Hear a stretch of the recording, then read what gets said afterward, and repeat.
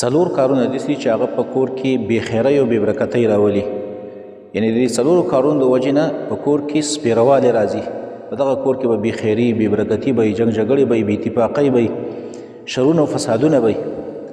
اولنی کار په کوم کور کې چې د قرآن تلاوت نه کېږي او خاص کر سورت بقره پکې نه لوستلی کېږي، نو په دې کور کې به شیطانان وي، په دې کور کې به بې خیرۍ او بې برکتۍ. په دې کور والاو باندې به دا کور خپل راتنګ شوی.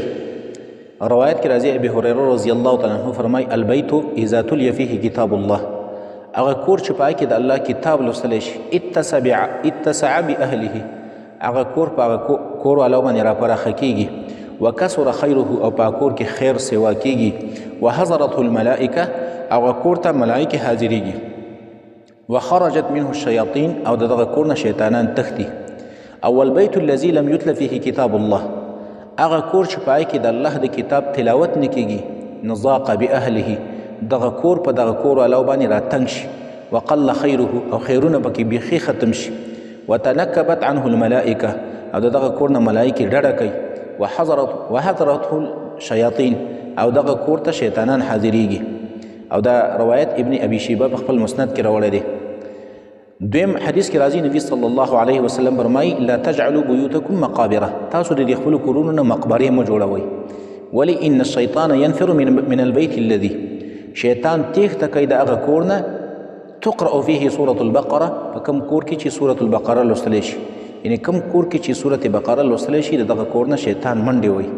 او ظاهره خبره ده په کوم کور کې چې شیطانان نه، هغه کې به بې اتفاقۍ نه، هغه کې به بې برکتۍ نه، هغه کې به بې خیرۍ نه.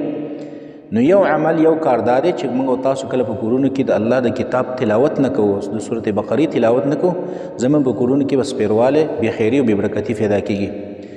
دویم کار چې هغه زموږ په کورونو کې په هغې سره بې خیري راځي، کله چې موږ په کور کې یو ښایسته شی وینو، په ماشوم باندې سترګې ولګي، یا په څارویو باندې، یا په یو کمره باندې، یا په برنډه وغیره باندې، او موږ کله ماشاءالله نه وو، نو په دې سره زموږ او ستاسو په کور کې بې خیري راتللی شي.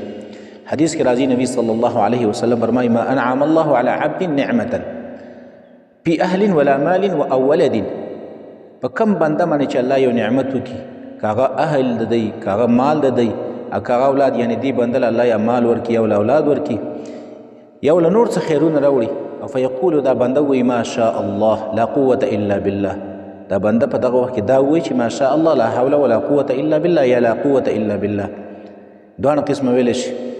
نو حدیث کې راځي فیرا فيه آفة دون الموت، دې ته به چرته آفت ونه رسي سوا د مرګ نه، یعنې یو خو مرګ دی، مرګ خو په هر چا راتللی شي.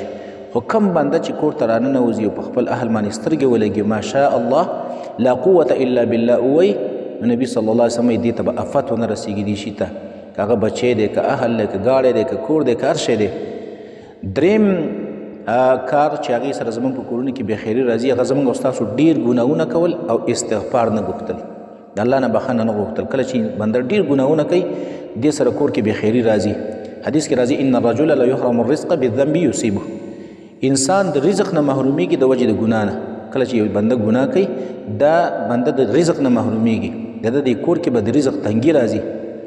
او دارنګه کله چې موږ او تاسو استغفار نه وو، نبی صلی الله علیه وسلم فرمایي من لزم الاستغفار، څوک چې لازم کې استغفار، یعنی همیشه استغفار وایي، نو جعل الله له من كل هم فرجا، الله رب العالمین به د هر غم نه راوباسي. ومن كل ضيق مخرجا، د هرې تنګۍ نه به الله تعالی راوباسي. ورزقه من حيث لا يحتسب، والله به د داسې ځینه رزق ورکوي چې دا به بې ګمان هم نه وي. نو کله چې موږ استغفار نه وو، ګناهونه کوو، نو دې سره زموږ په تاسو په کورونو کې بې خیري او بې برکتي راځي. څلورم کار چې هغه په کور کې بې خیري او بې برکتي راولي، اکثر د کورونو کې خلک تصویران وباسي د دې کورونو او د دې ماشومانو، هغه د سوشل میډیا له فیسبوک او ټویټر او د یوټیوب وغیره له ورکوي، چې دې سره هم بې خیري راځي. دا پټول پکار دي. تا باندې الله یو انعام وکړو، پکار دا چې ته هغه پټ وساتي. نبي صلی الله علیه وسلم فرمایي استعینوا علی انجاح الحوائج بالکتمان، تاسو مدد وغواړئ په پټولو، په کامیابولو د خپلو کارونو په پټوالي سره. یعنې کله چې تا د یو کار اراده کړې ده، د دکان یا د ګاډي یا د بل څه حده پورې د خلکو نه پټ وساته. ولې؟ فإن كل ذي نعمة محسود، نبی صلی الله علیه وسلم فرمایي د هر چا هغه څوک چې هغه باندې الله څه نعمت وکړي، هغه سره کینه کوونکي خلک ډېري، هغه سره کینه کوي، کیدای شي ته نظر شي، نو دې کارونو له، دې دکانونو له، دې ګاډو له چې ته تصویران وباسي او بیا سوشل میډیا له ورکې فیسبوک او انسټاګرام وغیره له ورکې نو کیدای شي تا څوک نظر کړي د هغې د وجې نه بیا ستا هغه کار او کاروبار به مخکې ترقي نه کوي ستا د کار به مخکې د سره ځي نه دا 4 کارونه دي چې په دې سره کورونو کې خیرونه ختمیږي بې برکتي راځي او سپیروالی راځي